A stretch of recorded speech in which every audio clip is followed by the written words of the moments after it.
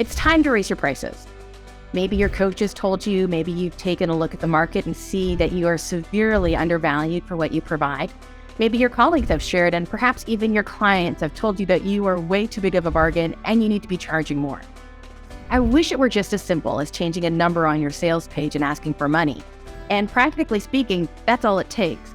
But you and I both know that when it comes to raising your prices, there's a bit of budget baggage we all bring to the conversation. And today's video will teach you how to banish that budget baggage to get over the psychological things that might be tripping you up, to make it easy to raise your prices so you can ask your worth with confidence. So, if you hesitate, if you're worried, if you feel at all squeamish when it comes to raising your prices, I've got good news for you. We're going to take a look at 3 different things that'll help banish that budget baggage forever so that you can ask for a fair exchange of value for what you provide your clients to the compensation that's hitting your bank account. First, we'll walk through a quick exercise I used to help a friend reconcile why he absolutely needed to raise his prices. Then, I'll show you how to avoid the "I'm trying to be nice" discount trap.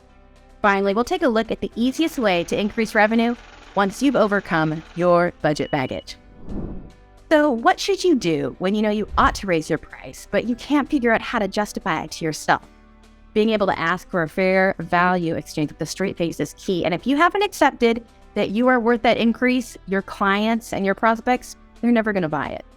But let's assume that you've come to terms with the fact that yes, you need to charge your worth. How do we work the math to make it feel good to ask for that bigger number? I was meeting with a friend a few weeks ago, and he shared with me that his coach had told him he needed to raise his prices, his colleagues had told him he needed to raise his prices, but he was super squeamish. The program he was offering was already a $10,000 price point, and that was at the top he could even think of asking for compensation. So I asked him about the math. I said, hey, when people pay you that $10,000, what do they get in return? And he shared with me the different trainings, different modules. And I said, no, that's not what I'm talking about. I'm asking, when someone goes through your program and they go through it successfully, what can they expect?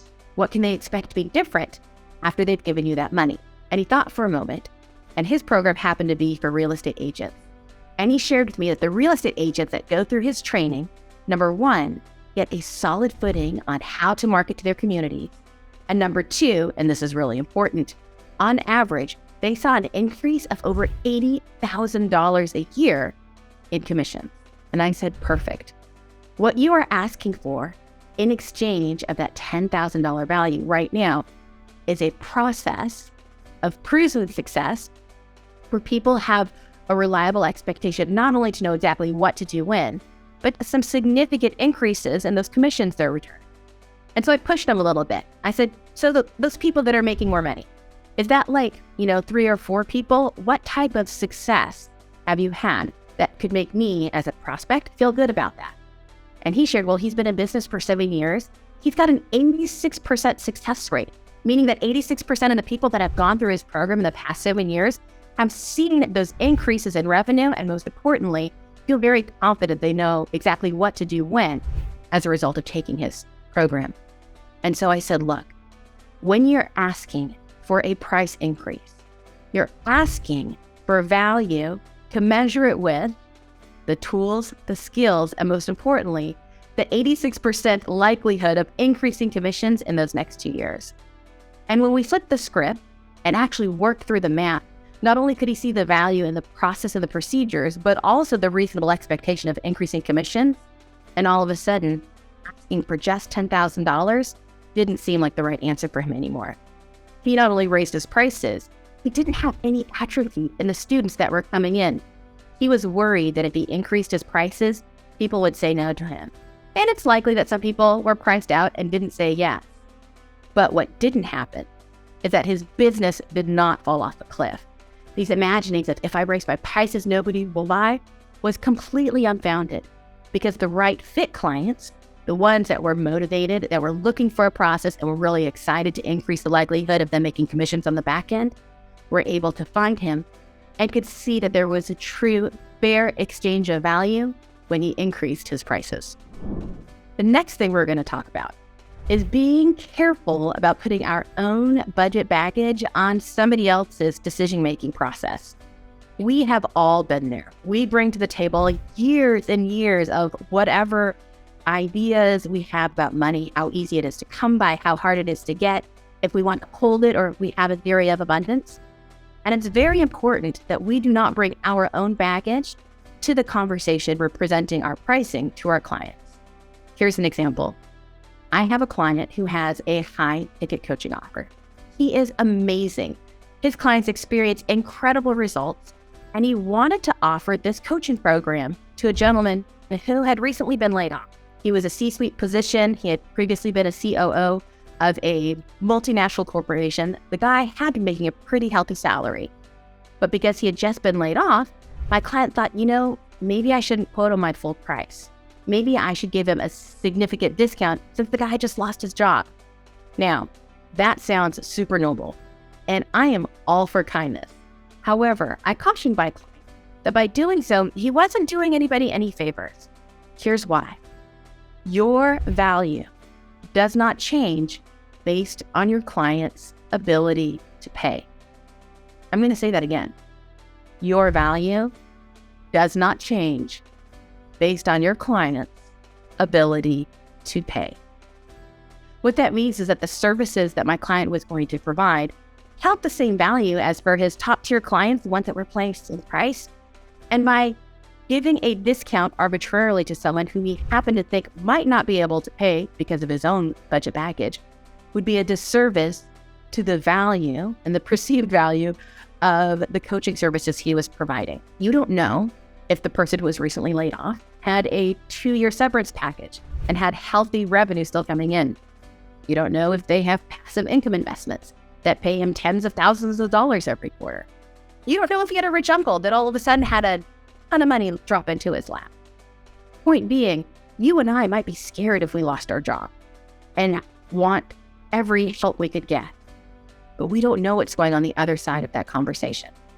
I encourage my client, rather than just slashing his prices from the get-go, sharing with that prospect the normal price, and then let him know, the prospect, that given the circumstances, if he wanted to discuss perhaps payment options or things of that nature, he would be happy to do so given the circumstances.